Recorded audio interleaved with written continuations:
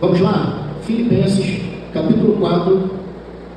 Nós vamos ler alguns versículos e a gente para e depois vamos ver até onde nós vamos prosseguindo. Filipenses 4 diz assim: portanto, meus irmãos, a quem amo e de quem tenho saudades, a minha alegria e coroa é permanecer assim, firmes no Senhor. Amados, suplico a Evódia e a Síntia que entrem em acordo no Senhor, e peço também a ti, meu verdadeiro companheiro, que as ajudes, pois trabalharam comigo no Evangelho, junto com Clemente e com os meus outros cooperadores, cujos nomes estão no livro da vida. Alegrai-vos sempre no Senhor, e digo outra vez, alegrai-vos. Seja a vossa bondade conhecida por todos os homens, o Senhor está perto. Não andeis ansiosos por coisa alguma, pelo contrário, sejam os vossos pedidos plenamente conhecidos diante de Deus, por meio da oração e súplica com ações de graça. E a paz de Deus, que ultrapassa todo entendimento, guardará o vosso coração e os vossos pensamentos em Cristo Jesus. Quanto ao mais, irmãos, tudo que é verdadeiro, tudo que é honesto, tudo que é justo, tudo que é puro, tudo que é amável, tudo que é de boa fama, se há alguma virtude e se há algum louvor, nisso pensai. E o que aprendestes, recebestes e ouvistes e vistes em mim, tudo isso praticais, e o Deus de paz estará convosco. Nós já oramos aqui no início, né? Irmãos, vamos lá. Só um minutinho. Vamos lá. Primeira coisa aqui para a gente não repaginar. Paulo, no capítulo 1, ele vai estar falando sobre a sua prisão e o avanço do Evangelho. Uma síntese aqui para você se situar. No capítulo 2, foi muito batido o martelo aqui sobre a humildade e a obediência de Cristo, e a autoridade, a sua supremacia. E no capítulo 3, Paulo estava advertindo aos irmãos contra os maus obreiros. Ele estava falando sobre a verdadeira circuncisão e percorrermos o caminho, uma jornada cristã, apontando para Cristo. E no capítulo 4 aqui, Paulo inicia esses versículos até o 9, dando algumas instruções, e no final Paulo vai demonstrar no capítulo 4 gratidão sobre tudo aquilo que os filipenses fizeram, proporcionaram para ele. E entrando aqui no que eu quero falar com vocês hoje, por que nós estamos focados nos escritos de Paulo? Que Paulo ele consegue muito bem navegar como um bom doutrinador da igreja entre a vida de sabermos e a vida de a gente praticar a palavra. E uma coisa que ele inicia aqui falando aqui é algo muito importante, quando ele fala aqui com os irmãos, no capítulo 1 ele fala: irmãos, permanecei firmes no Senhor. Então ele fala, permanecer firme, e ele fala, em quem? No Senhor. Por que é importante a gente frisar esse permanecer firme no Senhor? Que é o primeiro ponto aqui daquilo que eu quero tratar com vocês. Nós nos mantemos firmes, ou na verdade achamos que estamos firmes, nos apoiamos em muitas coisas desse mundo, e tudo desse mundo está quebrado, está ruim. Por isso nós devemos permanecer firmes no Senhor, não em outras coisas. E por que Paulo ele tem um peso enorme de autoridade quando ele fala isso? Você sabe por quê? Paulo não estava num lugar tranquilo, irmão Joel, quando ele escreveu aos Filipenses. Aonde que Paulo estava? Ele estava preso em Roma. Um homem preso. E ele fala, irmãos, permanecer firmes no Senhor. Esse irmão tem ou não tem autoridade para falar isso? Às vezes acontece algo mínimo com a gente. A gente já deixa de estar firme, já começa a trabalhar. E Paulo estava aqui preso. Paulo, através dos judeus, o evangelho estava crescendo, a pregação, a propagação da palavra, e os próprios judeus tiveram raiva de Paulo. E o que eles fizeram? Denunciaram Paulo para os romanos. E foram lá e prenderam Paulo. E ele dá essa declaração aqui: permanecer firme. Ou seja, duas coisas importantes para a nossa vida. Quando nós aconselhamos o irmão, encorajamos, é um ponto. Agora, quando a coisa vira contrária a nós, aí nós vamos conseguir ter uma noção do que é. Se de fato nós estamos firmes no Senhor. Porque aconselhar e encorajar o irmão é bom. Agora, quando vira para a gente, nós conseguimos ter um filtro. Eu estou firme no Senhor ou não? E isso vai colocar para a gente se nós temos autoridade naquilo que nós estamos falando ou não. E Paulo aqui era um homem que na caminhada dele ele teve autoridade, porque foi um homem que ele declara algumas vezes: eu, prisioneiro de Cristo, Em alguma versão ele fala algemas, mas Paulo ele fala, eu sou prisioneiro, estou cativo em Cristo. Não é a guarda pretoriana que me prendeu, não, que era a guarda real, a guarda do imperador. Não é a guarda pretoriana, não. Eu sou prisioneiro de Cristo. Eu estou me gastando pela causa e pela pregação do Evangelho. E o que acontece muitas vezes? Quando nós olhamos para o apóstolo Paulo, nós confrontamos com a nossa vida, e a pergunta é, o quanto eu estou disposto a fazer essa declaração? Que eu estou preso, eu estou cativo em Cristo. Eu estou em algemas por causa da pregação do Evangelho. A minha vida está sendo derramada como libação pela causa do Evangelho. Foi o último escrito de Paulo, 2 Timóteo. Ele sabia que os dias dele estavam findando. E nós precisamos diariamente nos perguntar, será que a nossa fé, será que a nossa firmeza no Senhor, ela depende de alguma coisa aqui fora? Porque se depende, nós estamos agindo de forma antibíblica.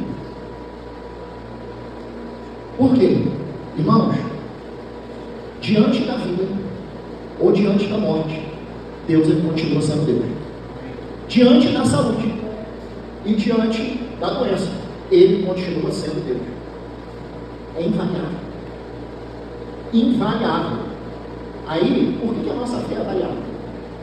Por que nós vivemos uma fé, uma hora nós estamos lá em cima, e outra hora parece que a coisa, ela dá aquela queda. E eu não estou dizendo aqui, irmãos, em nome de Jesus, que assim, a gente vai estar acontecendo um monte de coisa ruim no nosso redor, e a gente não está rindo, não. Em nome de Jesus, eu não estou querendo aqui criar uma coisa que não existe, tá?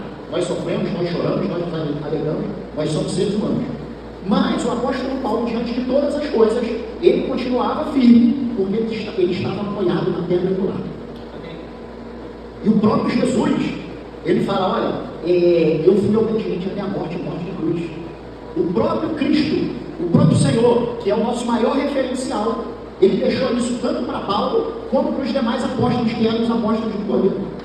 Então, queridos, o firme fundamento, permanecer no Senhor, isso vai determinar se nós vamos conseguir terminar nossa carreira bem ou não. E quando eu falo de terminar a carreira, eu não estou me referindo a nada dessa terra de ser bem sucedido, nada disso não.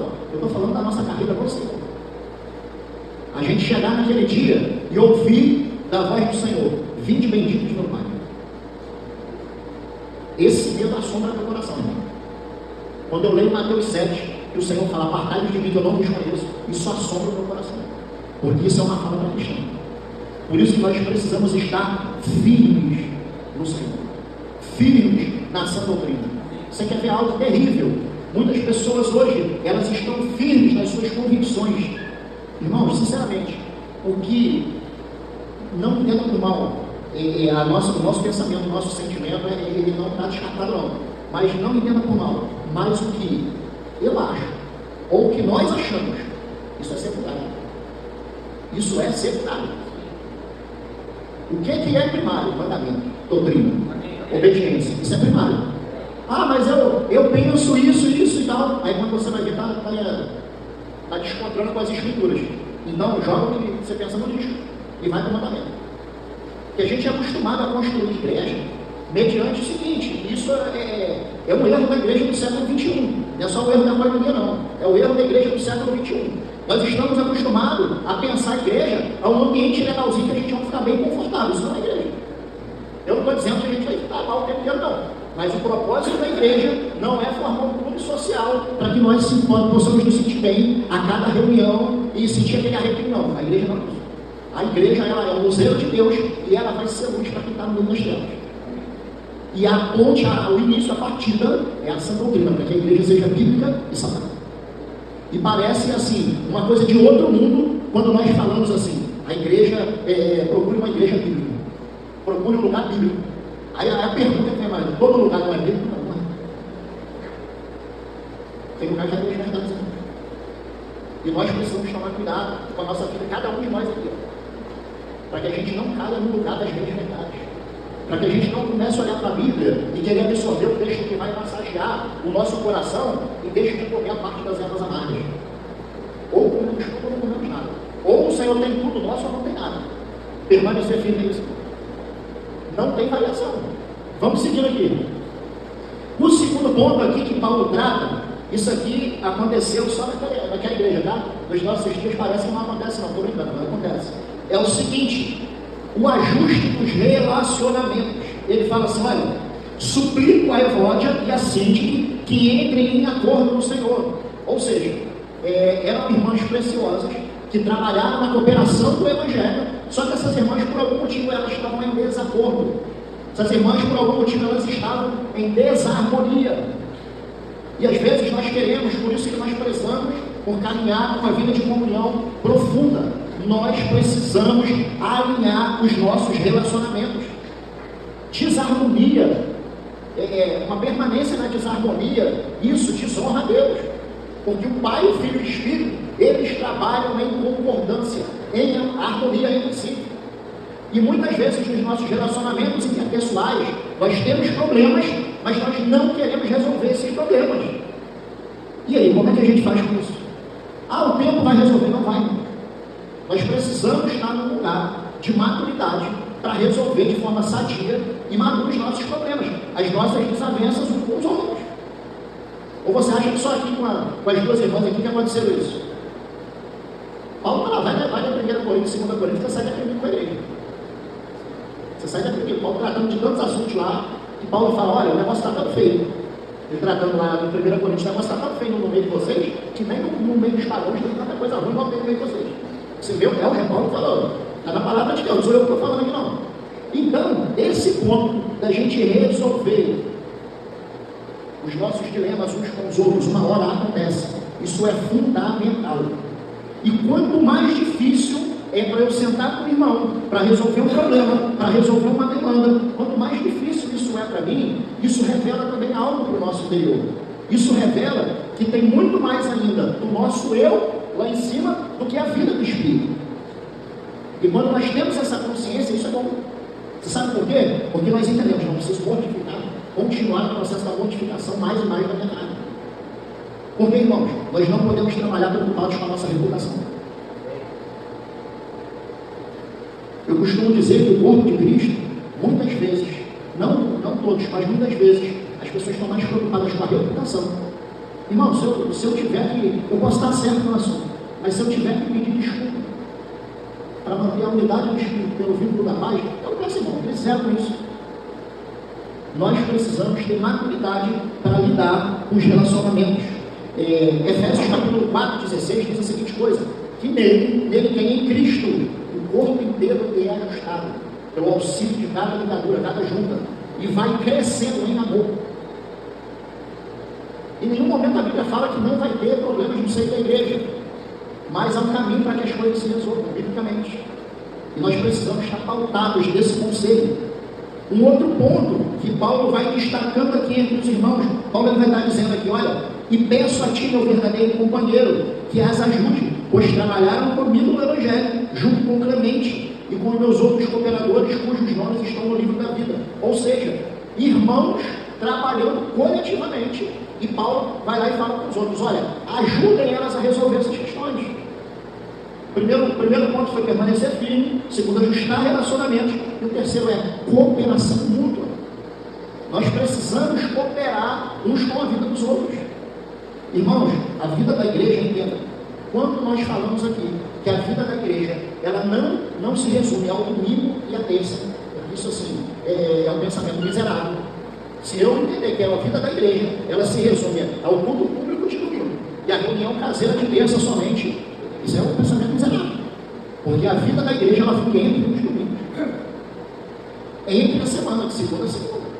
Talvez, tem irmãos que têm um ritmo de trabalho que não te possibilite estar mais presencialmente com outros irmãos.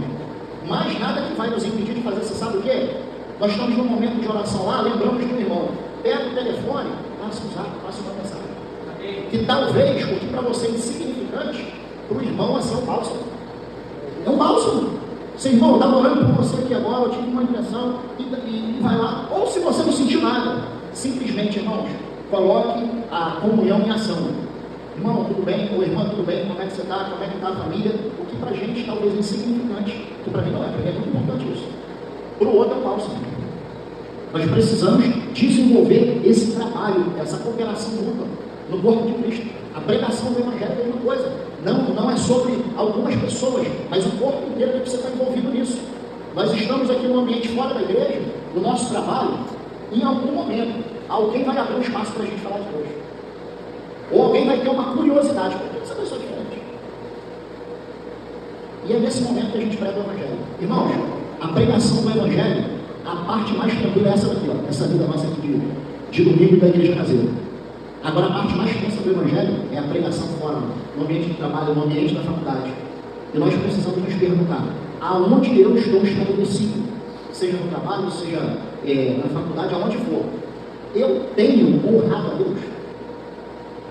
Se alguém olhar para mim, eu sou alguém que vai transmitir a vida de Cristo, ou eu vou ser alguém que vou estar envergonhando o Evangelho? Nós precisamos pensar nisso. Por quê? Irmãos, olha só. Exemplo prático, nós fazemos parte aqui da igreja. Se um irmão cai, não é só o Davi que caiu. Ele trouxe um pecado e derramou sobre a igreja. É coletivo. É responsabilidade coletiva.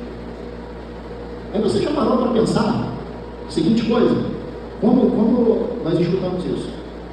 Mas você está ora para um irmão que está com problema e tal. Não, mas o problema é do irmão, não é meu. Isso não é o pensamento de corpo de Cristo. Se ele é o cabeça e nós somos o corpo, se alguém do corpo está com alguma deficiência, a preocupação é de quem? A preocupação é só do pastor?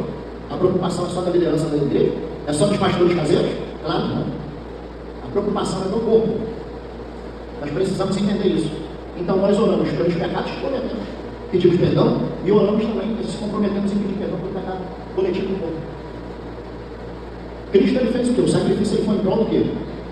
O pecado de toda a humanidade. Aí você sabe qual é o conceito errado quando nós falamos sobre essa cooperação mútua? Vou dar um exemplo prático aqui para vocês. Se eu chegar aqui agora e falar para vocês, olha, nós temos uma família que está passando por necessidades extremas no meio da congregação, vamos nos unir para socorrer essa família? Irmãos, eu afirmo com vocês com certeza, nós vamos socorrer essa família. Eu não tenho dúvida disso. Eu não tenho dúvida no coração dessa congregação quanto a isso. Não tenho. Agora vamos para o outro nível. Aí o negócio quebra. A gente chega e toma ciência de uma situação de uma pessoa que nem professa a fé cristã. Aí eu chego aqui na frente e falo, irmãos, nós temos um vizinho tal aqui na rua que está passando necessidade da família. Vamos cooperar com essa família, vamos ser parte da solução do problema dessa família com ação. Irmãos, tem dificuldade. Eu sinto na pele, esse segundo ponto eu sinto na pele. A ajuda externa, às vezes a gente só quer ajudar quem pensa do mesmo jeito que a gente. A gente só quer ajudar quem professa a mesma fé que a gente. Você sabia que hoje tem igrejas no Brasil, tem uma ONG aqui no Brasil, tem muitos países que não captam esses irmãos. Tem uma ONG no Brasil que elas pegam os refugiados do Afeganistão e mantêm essas pessoas até que eles se estabeleçam no Brasil.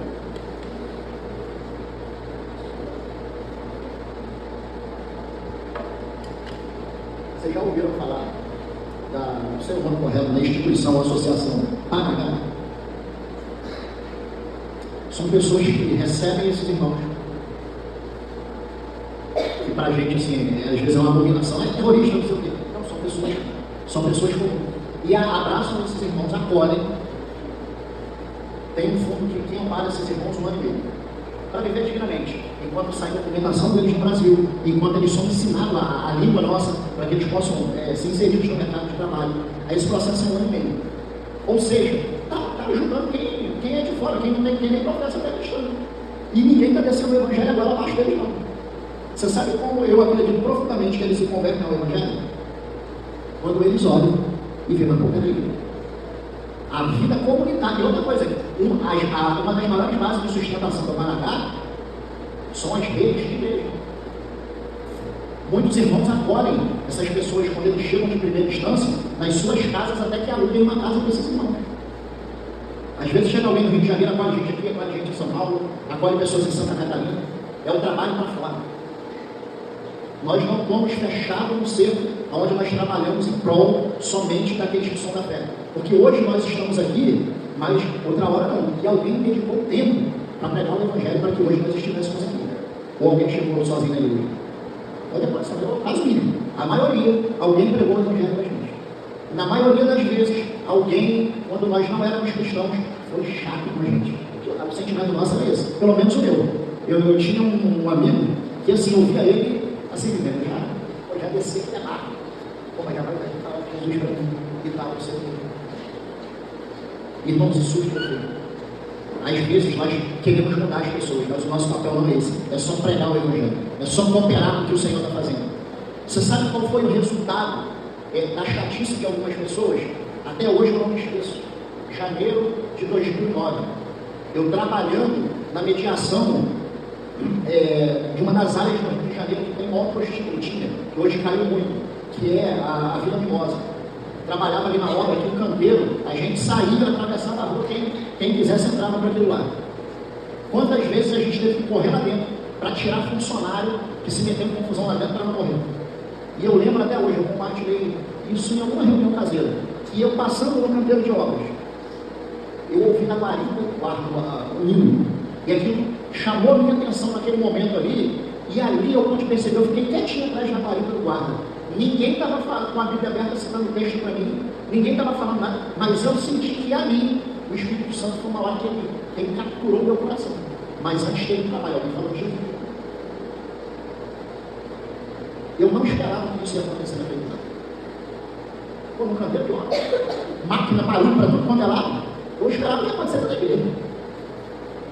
Irmãos, a pregação do Evangelho, uma hora, a pessoa que ouvindo, uma hora ela abre espaço no coração dela e é capturada.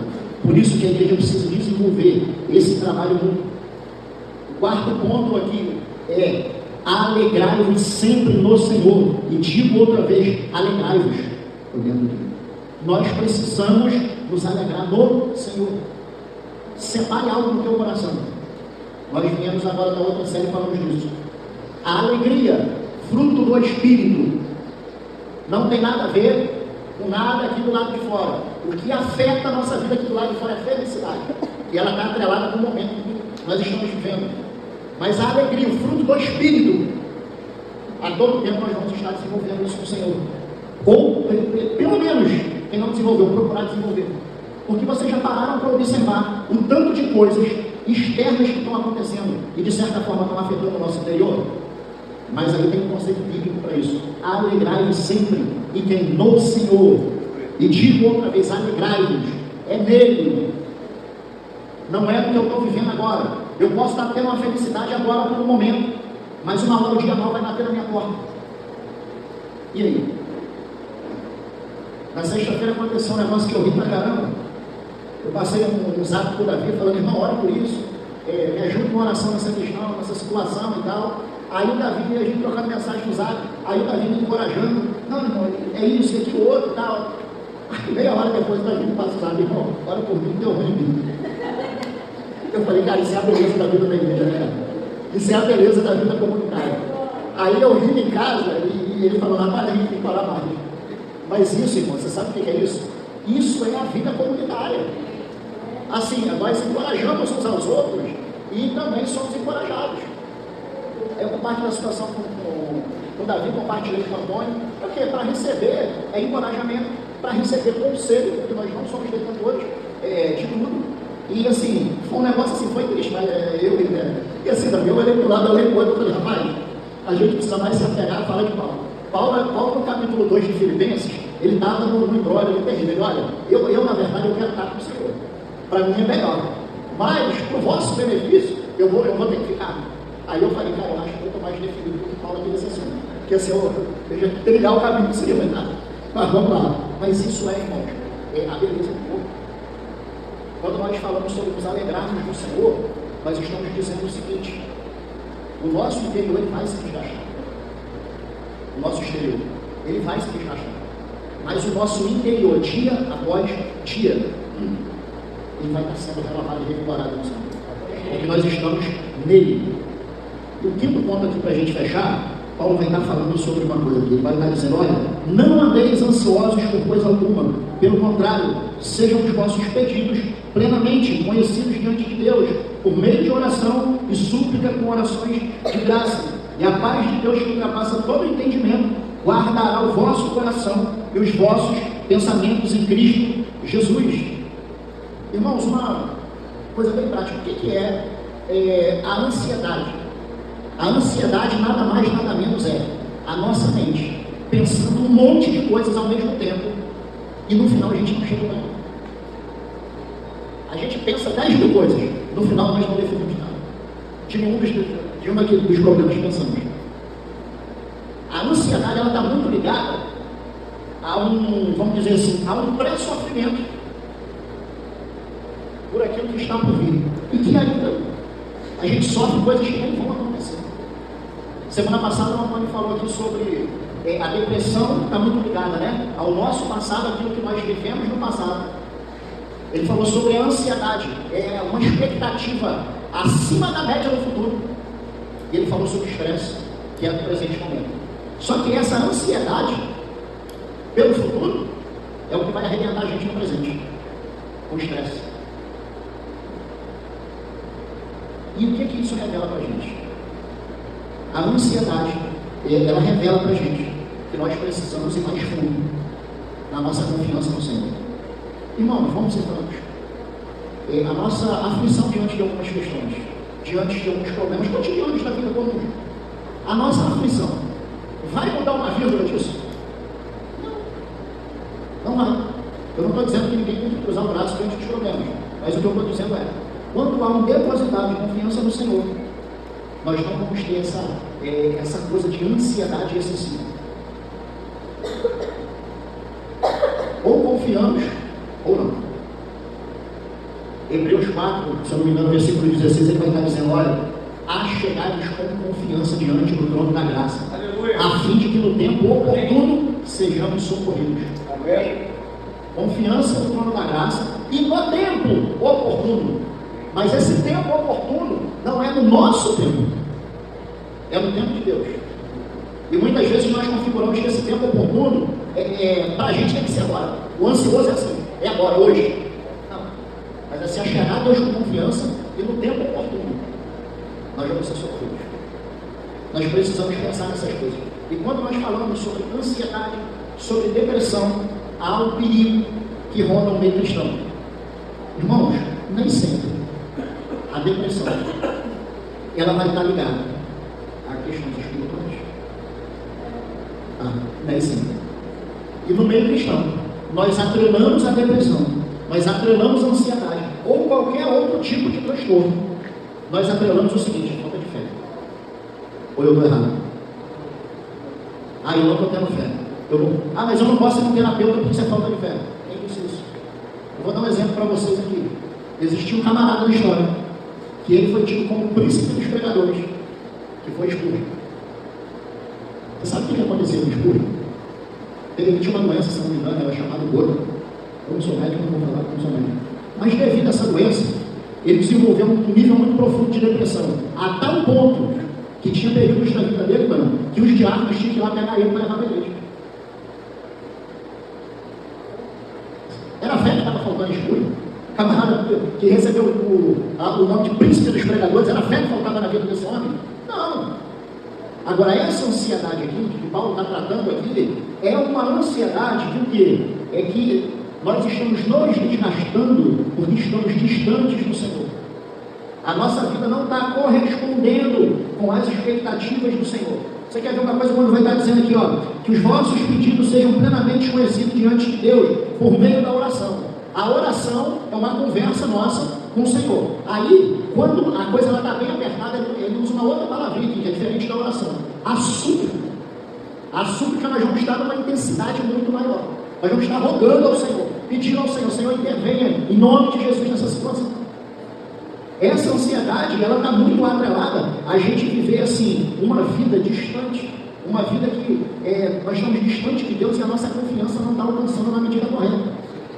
Quando nós paramos para contemplar o Senhor, a vida de oração, a vida de contemplação, nós vamos ver que é o seguinte: a preocupação excessiva com as coisas dessa vida, ela vai entrar num nível de diminuição muito grande. Porque nós vamos ser francos, nós não vamos viver sem preocupação, gente. A preocupação não é o problema aqui, não. O problema aqui é excessivo. Esse é o problema. Porque nós temos dilemas. E às vezes nós atrelamos isso. Eu não tenho fé em Deus. O que falta é é a gente a minha ótica. Para onde eu estou olhando? Aonde eu estou colocando o meu coração? Você sabe por quê? Nós ficamos ansiosos por coisas dessa vida. Nós ficamos ansiosos porque o salário não dá para pagar as contas do mês. Nós ficamos ansiosos porque queremos algo e não podemos. Coisas dessa vida. E aonde fica a vida com Deus nisso tudo? Isso é perigoso, irmãos. Há um perigo terrível que sonda o nosso coração. Esses dias eu tenho pensado muito nisso. Porque eu tenho feito uma força muito maior para estar lutando diariamente com essa questão do imediatismo, da ansiedade. Que é, aos poucos, o faraó, quando ele queria tirar a adoração do povo, quando Moisés veio falar com ele falou, ó, dobra a carga de trabalho desse povo. Não tem mais lenha, não tem mais nada, eles vão pegar tudo. Lenha não é mais. Eles vão ter que pegar palha e vão ter que fabricar a mesma quantidade. Naquele período da escravidão. Nos nossos dias, o que tomou esse lugar, está roubando a nossa adoração, está roubando a nossa vida com Deus, é essa correria, é essa preocupação excessiva. Essa semana eu passei uma semana me desintoxicando de rede social. Essa semana eu olhei o Instagram 3 ou 4 vezes só, e rápido. Porque não me interessa. Eu falo, cara, isso está desconstruindo mais do que construindo. E a gente passa assim, horas e horas e horas. Eu já trabalho com isso o tempo inteiro, com o telefone olhando. E mais esse tempo que eu... Caramba, vai dar problema. Então, irmãos, nós precisamos andar diante de um padrão bíblico, diante de um lugar onde eu vou estar enfrentando situações, mas eu vou estar no Senhor. E eu sei que, assim, como o apóstolo Paulo fala aqui, no versículo 19, o meu Deus suprirá todas as vossas necessidades. Nós precisamos acreditar nisso. E o contexto final da carta aqui, você sabe o que o apóstolo está fazendo aqui? O apóstolo Paulo está agradecendo aos filipenses pela cooperação. Chegou a turma inteira. O apóstolo Paulo está agradecendo aos irmãos de Filipos a cooperação que eles tiveram com ele no Evangelho. Eles foram lá e assistiram Paulo, socorreram Paulo nas necessidades do apóstolo Paulo. E Paulo ele vai dizer algo aqui assim, muito assim, pontual para as nossas vidas nesse tempo, que é versículo 12. Eu pensava quietinho, senão a correia vai pegar, hein? Correia vai pegar, hein? Ó, versículo 12 diz assim: sem passar necessidade e sem também ter muito, tenho experiência diante de qualquer circunstância e em todas as coisas, tanto na fartura como na fome, tendo muito ou enfrentando escassez. E Paulo ele declara isso, sabe por quê? Porque Paulo ele não estava movido pela circunstância que ele vivia no momento, ele estava movido por um olhar fixo em Cristo. Por isso que ele falou, sem passar necessidade. Eu lido bem passando necessidade, eu também lido bem na fartura. E você já parou para observar? Nós lidamos bem com a fartura. Agora, com a necessidade, aí pega. Quando bate a necessidade, aí a gente começa a questionar, poxa, Deus está me vendo. Ontem nós estávamos conversando aqui na hora do almoço, e eu falei, cara, o Senhor precisa contemplar a gente como filho. Brincando com os irmãos, né? Mas, irmãos, nós precisamos aprender a lidar bem. Em todas as situações. É fácil? É fácil, não. Não é fácil. Mas é necessário. É bíblico.